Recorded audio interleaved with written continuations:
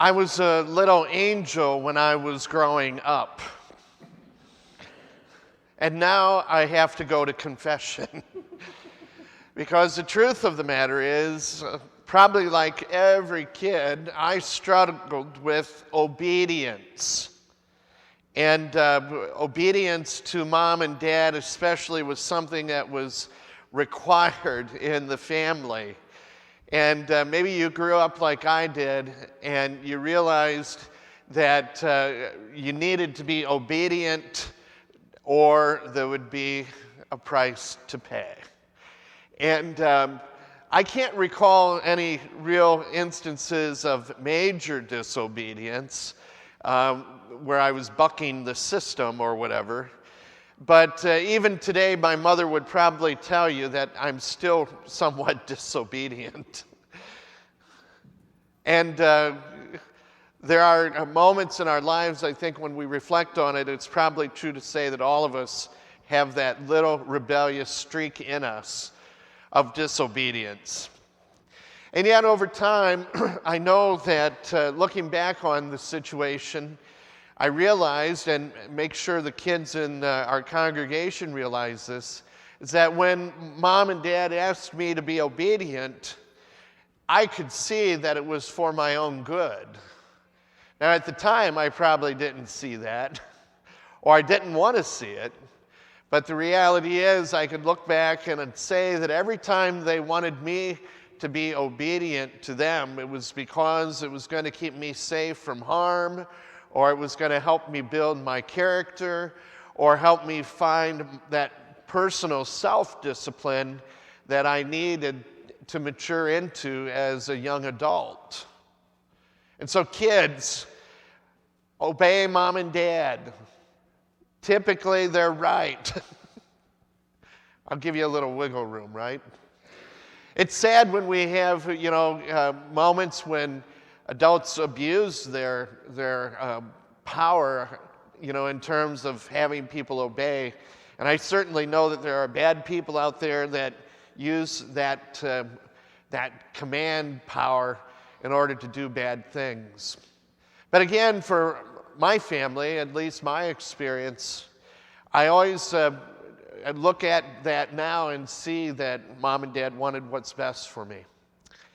And as time went on, that discipline that they gave me, that obedience I gave them, turned into self-discipline.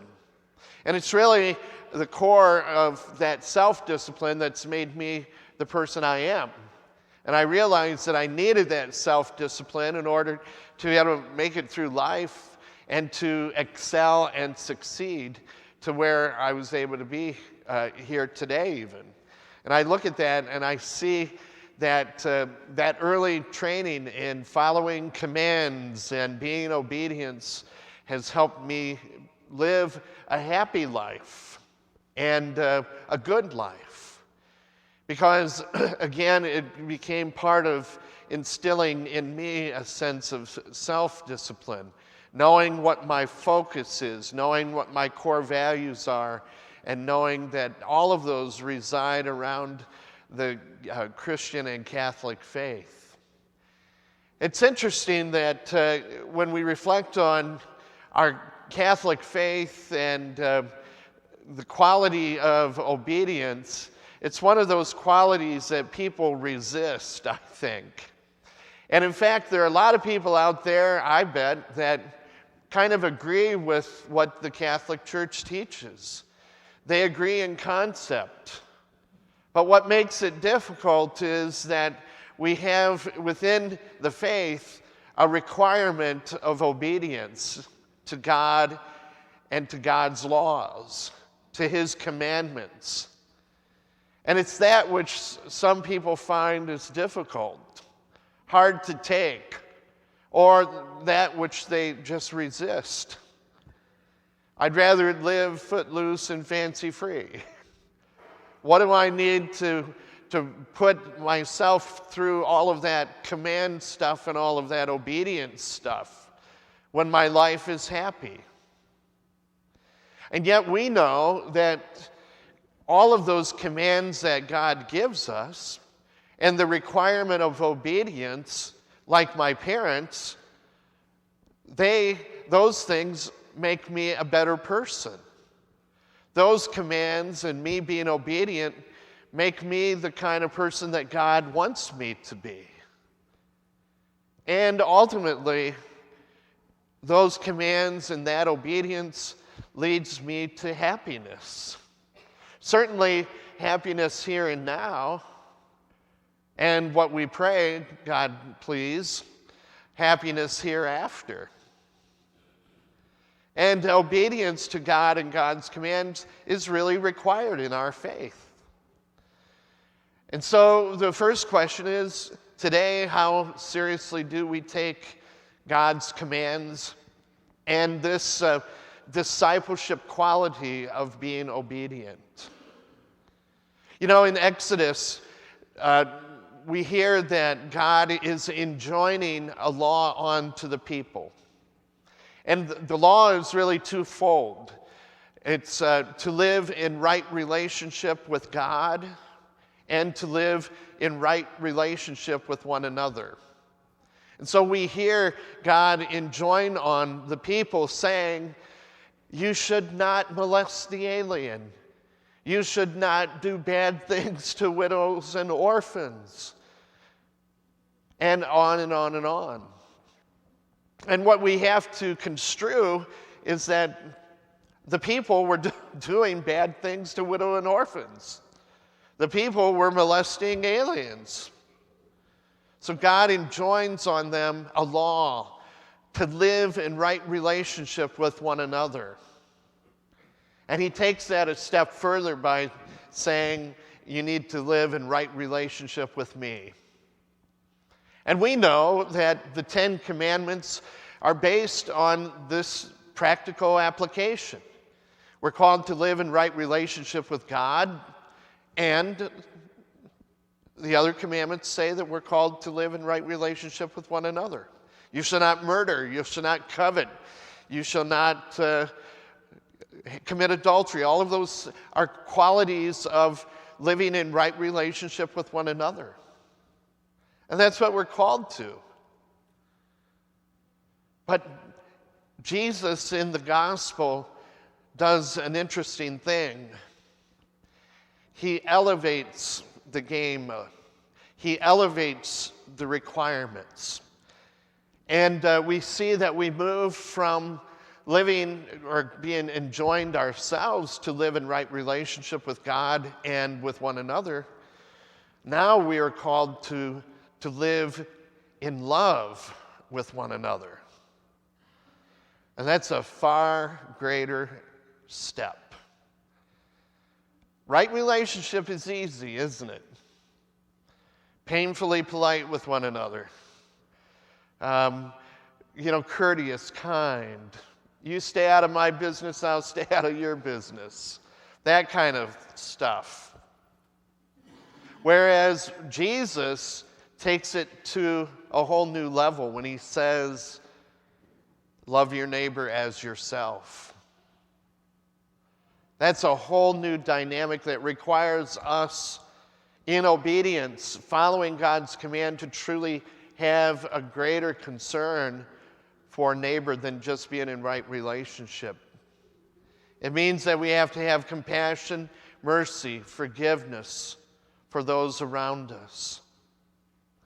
And it means that also we're called to not merely be in right relationship with God, following a distant God who's way away from us, but rather to love someone with all our heart and mind and soul, who loves us with a great and powerful love in return. And Jesus elevating the conversation changes everything for us.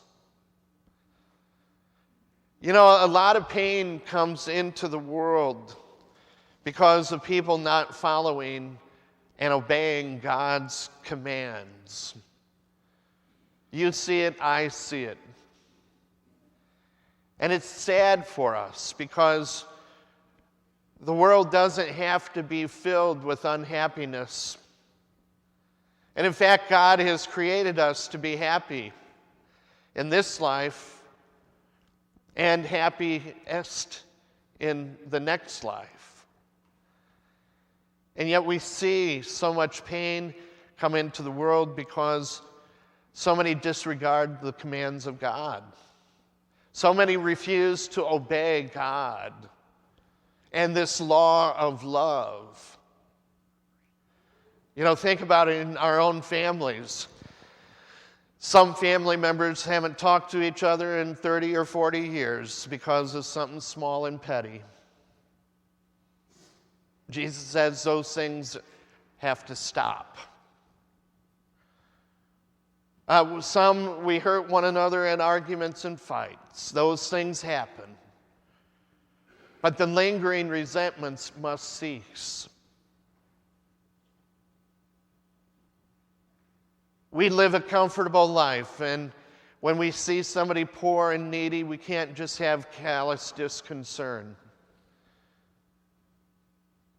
We're commanded to do something because of love of neighbor. Today we're going to have a St. Vincent de Paul collection. It's just one way that we can help those who are in need. Now, I know that there are those that would take advantage of our generosity.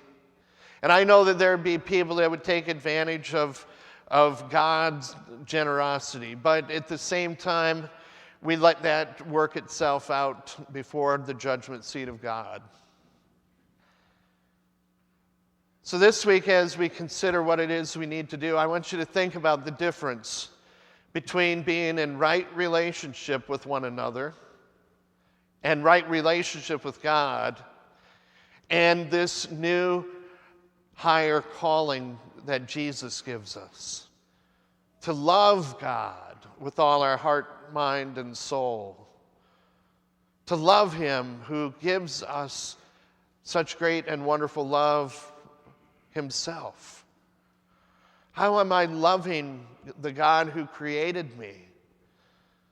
We know what it means to be loved. We know what it means to be unloved. Are we loving God? How are we showing that love? You know, the way we do it at home is that we give God some time.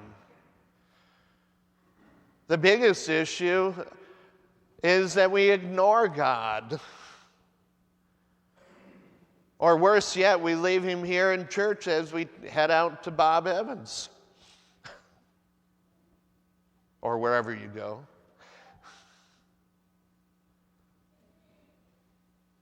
And then what does it mean to live in right relationship with one another? To live that powerful love, that command of love that God requires us to live with one another. Ask yourself, am I just in a mode of being painfully polite and, you know, you don't bother me, I won't bother you, I have no concern for you, I have no empathy, I don't have any real concern about what's occurring in your life? Or are we engaging in love with one another? Praying for one another first and foremost. That we be happy, healthy, and holy before our God. Do we have real concern? Do we have real empathy? Ask yourself. We will come before the judgment seat of Christ, and we will be judged on how we are following, how we are obeying God's commands. I have to tell you that. We also, today and days ahead, will be loved because of how we live God's commands. And he wants to love us dearly.